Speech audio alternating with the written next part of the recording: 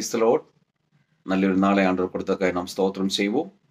இந்த கால நேரத்தில் ஆவியானவர் நம்மோடு பேசுகிற வேத பகுதி ரோமர் 8ஆம் அதிகாரம் 31ஆம் வசனம். Romans chapter 8 words 31.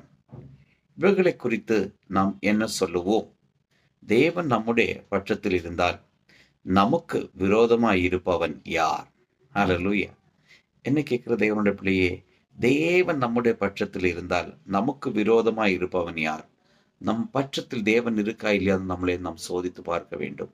இயேசு அற்புதங்களை செய்கிறவர், விடுவிக்கிறவர், ஆமேன், வழி நடத்துகிறவர், ஆலோசனையின் கர்த்தர், வல்லமையுள்ள தேவன், ஆமேன், நமக்காய் இரத்தம் சிந்தி நம்மளே தெரிந்தெடுத்தவர், ஆமேன், நம்மளே அவர் பிள்ளைகளை மாற்றினவர்.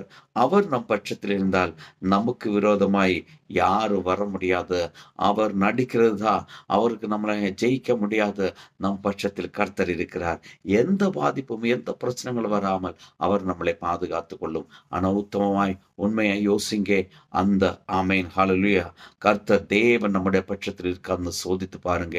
இல்லைனா தேவன் நம் பட்சத்தில் இருக்கும்படிக்க நம்மளை நாம் ஆயத்தப்படுத்துவோம். நல்ல ஆண்டவரே நன்றி செலுத்துகிறோம். இந்த கால நேரத்தில் என்ன கேட்கிற ஒரு பிள்ளைகளையும் இந்த வசனத்தின்படி பிதா குமாரன் பரிசுத்தாவின் நாமத்தில் ஆசீர்வதிச்சு ஜெபிக்கிறோம். இயேசுவின் நாமத்தில் பிதாவே.